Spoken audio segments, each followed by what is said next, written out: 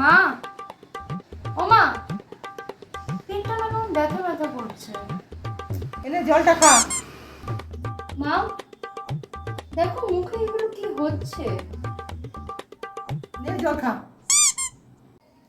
চুলগুলো কত পাতলা হয়ে গেছে, দেখো কত চুল উঠছে। মা, জল খাবি না হবে না?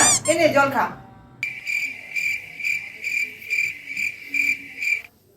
মা, আজ না কলেজের রুমের সাথে ঝামেলা হয়ে গেছে, ভালোই লাগছে না।